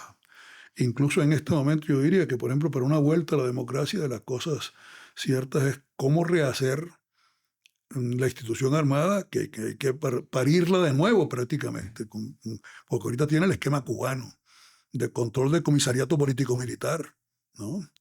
Ahorita la cúpula, el cártel de los soles, el Tren de Aragua, todo corrompido, de acuerdo, sí, pero abajo, ¿qué formación han recibido? ¿Cómo se da su salida de Venezuela?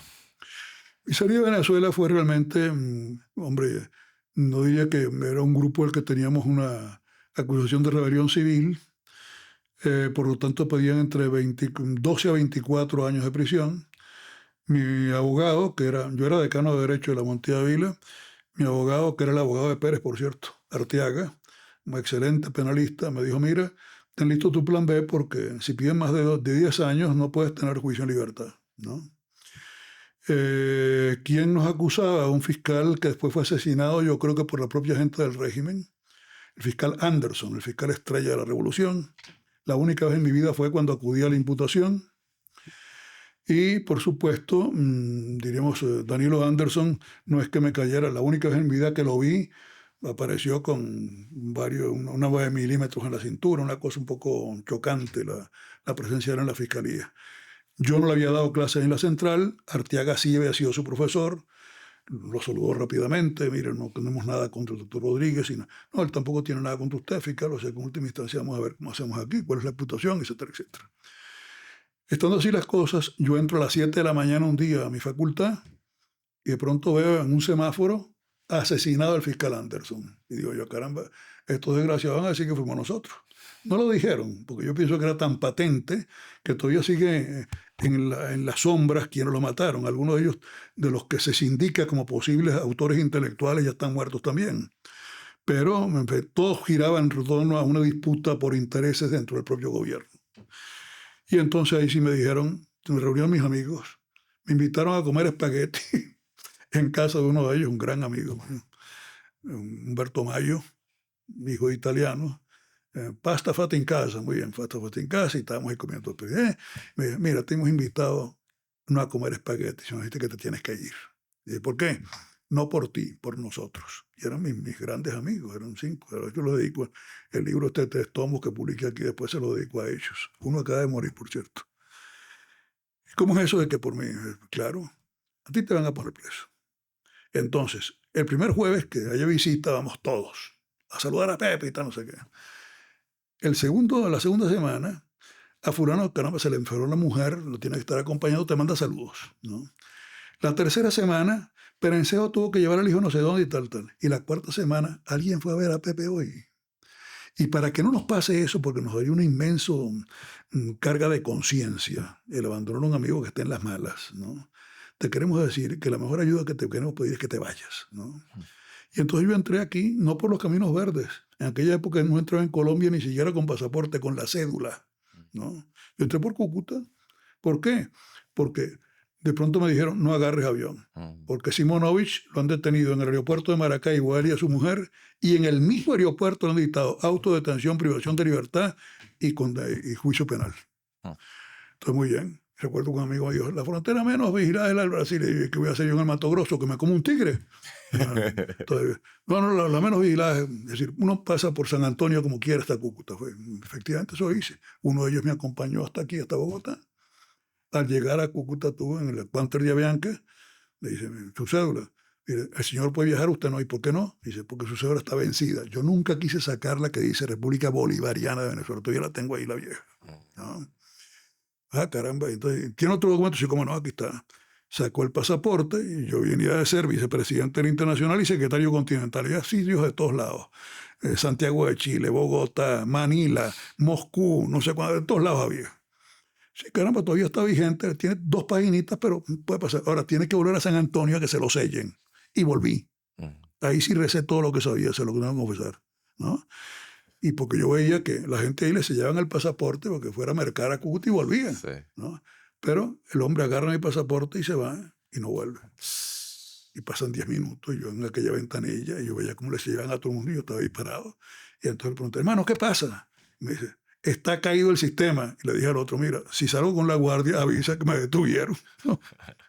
Entonces resulta, vuelve a salir el sujeto y vuelve con el pasaporte. Y dice, ¿usted es diplomático? Digo, no, yo no soy diplomático.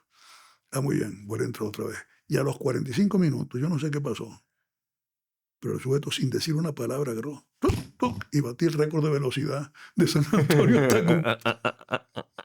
Había perdido la reserva que tenía. Yo vine llegando a Bogotá el 14 de diciembre a las 11 de la noche del año 2004. Y Dios sabe cómo hace las cosas. Arteaga me manda, te llegó esto, la prohibición de salida del país fechada el 17 de diciembre, un juez revolucionario muy activo, el día del aniversario de la muerte del Libertador, con un día solemne, acto en el Panteón, lectura de la última proclama, ¿no? Este 17 de diciembre está firmando mi prohibición de salida del país. Y desde entonces no he podido visitar Venezuela, por supuesto, ¿no? Tengo la ciudadanía colombiana por adopción desde el 2017, porque entre otras cosas sacar el pasaporte también es un problema gigantesco. Mis últimos viajes, los pocos que he hecho, los he hecho con pasaporte colombiano. He ido a Israel, he ido a Italia. En fin. Déjeme dos preguntas finales. Echan. De su libro que hemos mencionado ya varias veces, del octubrismo del punto fijo. La política no es ni angélica ni demoníaca. Es profundamente humana. Es verdad. Y puede vivirse con grandeza o con bajeza. Puede servir al bien común o a la simple lujuria del poder. Correcto. Usted que ha escrito no pocos libros sobre tiranos, que ha estudiado a Hitler, a Mussolini, a Mao. A Mao no tanto, pero que de Mao he leído, pero no he escrito. Que ha vivido el chavismo y ha visto la destrucción de su país. ¿Usted sigue creyendo eso? No hay... Yo pienso efectivamente que la visión ultraindividualista rusoniana de la política culmina en la antipolítica. Termina en una especie de demonización de la política por demonización del Estado. Entonces dicen, el Estado es malo. El servicio del Estado, si el Estado es malo, es perverso. Bueno, y cuando el que se mete en política es para servir a lo público. Y por lo tanto, conclusión de ese aparente silogismo, la política es profundamente inmoral. Eso no es verdad. Es decir, eso es pensar maquiavélicamente que el objetivo de la política es el poder. El fin de la política es el bien común. Entonces, el servicio de la política, y es lo que a mí me entusiasma en María Corina en este momento en Venezuela, que es una especie de Juana de Arco criolla, primera vez en toda nuestra historia que el liderazgo nacional lo tiene una mujer y que además revive la esperanza, es que ella dice, es para servir. En última instancia está jugando la vida, ¿no? Entonces, así sí vale la pena vivir la vida pública y la vida militante, ¿no? Entonces, yo sí defiendo tanto la condición militante, porque pienso que eso le da a uno, lo encuadra en la vida y le da no solo una experiencia, sino le da además una razón de por qué lucha uno. Y también, concretamente, también siempre habrá defectos en el comportamiento público. Ninguna persona es perfecta, ¿no? Pero se trata justamente de meter la pata lo menos posible dentro de las capacidades que Dios le ha dado a uno. Pero cuando uno ve la destrucción de Venezuela, ¿Es acaso ingenuo concluir que esta gente simplemente son malos? Que Chávez, que Maduro, que Diosdado, que Padrino son Sean- malvados, son perversos. son corrompidos. Es decir, esta gente, la lujuria del poder que digo ahí, ¿qué les digo? Lo sabroso que es gozar de esto. Se calcula que de lo que habrá intentar que recuperarse, que está en arcas deshonestas, alcanza la nada breve cifra de 800.000 millones de dólares, ¿no? O sea que por eso está pasando hambre el pueblo de Venezuela. Esto lo tienen a buen recaudo afuera. O sea que si quieren buscar una transición pacífica ahorita, podrán buscarla y deberán buscarla para ver si de alguna manera aspirarán ellos a gozar en lo que le quede de ese dinero mal habido. Pero han destrozado al país no solo provocando la ruina de PDVSA, sino con el oro, el diamante, el coltán, el torio, y todo esto lo han saqueado al país, provocando el desastre ecológico del arco minero del sur, ¿no? Hasta, yo diría que prácticamente la destrucción institucional de toda Venezuela. Esto aparentemente es algo negativo. Sí, el 58, cuando cayó Pérez Jiménez, había una estructura institucional. Sin embargo, es algo también tiene su cara positiva para reconstruir después estos salvajes, ¿no? Que han llenado no solo de incultura, sino de una narrativa de falsedad histórica. Chávez ha cambiado el escudo, ha cambiado la bandera, de casualidad no cambió el himno para ponerse él como figura central de la historia, ¿no? Y todo esto se lo han emitido una serie de zánganos, ¿no? Bueno, Dios quiera que la gente, yo tengo ya 85 años, ¿no? Pero la gente que tendrá la responsabilidad de la reconstrucción, la tarea que va a tener es muy grande y muy complicada. O sea, que Dios los ilumine, ¿no? Vamos a ver. La última, esos años de democracia en los que usted participó fueron un accidente histórico. Pienso que es la mejor etapa desde que rompimos el cordón umbilical con la madre patria. Pienso que de las falacias de la narrativa que intenta creer esta gente es pretender romper nuestros vínculos con lo hispánico. En lo bueno y lo malo que tenemos, de ahí nos viene la sangre, de ahí nos viene la tradición. Nuestros alcaldes no son el mayor de los anglosajones, es concretamente la municipalidad castellano-leonesa que viene con las carabelas de Colón. ¿Y quiénes votan en la municipalidad? Los jefes de casa poblada, ¿no? Entonces, pretender decir que lo hispánico es una tontería, esa imbecilidad, esa izquierda vagabunda que hay ahorita, que la comienza Fidel, pero la continúa Chávez, la continúa Lula, la continúa Kirchner.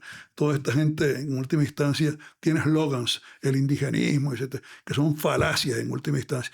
Es pretender desconocer lo que somos. Entonces yo sí pienso que ahorita hay diríamos, una lucha política, que lo dice Del Noce, un autor italiano. La lucha política es una lucha cultural en buena parte. Y la lucha cultural es la afirmación de lo propio. Y la afirmación de lo propio sabiendo que cada época tiene también sus retos.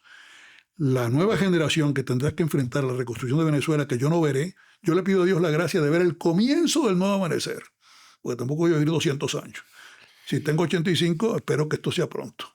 ¿Y ya ha empezado el comienzo del fin de la dictadura? Yo pienso que el comienzo del fin comenzó con las primarias de la oposición. El 92% una mujer, el rechazo a un liderazgo que lo que pretendía era la coexistencia pacífica con el régimen. Y después la campaña heroica de María Corina y Edmundo González, a quien conozco y estimo, pero que no es un político ni es un líder. Ahí la lideresa realmente es María Corina. En última instancia, esto supone que el 28 de julio el cambio político no lo van a causar los gringos con los Marines. El 28 de julio fue el cambio político hecho por los venezolanos, dirigido por una mujer heroica, ¿no? Y por el voto y la defensa del voto de sus 200 testigos. 2.000 presos políticos en los días siguientes metió Chávez, intentando variar. Como dice ahorita Marco Rubio, ese no es presidente de ningún país, es un asaltante del poder y el jefe de una banda criminal, ¿no? Que es distinto. Pero yo sí pienso que ahorita estamos más cerca que antes de un amanecer nuevo. Bueno, señor José Rodríguez, Muchas muy gracias. amable. Muchas gracias a ti.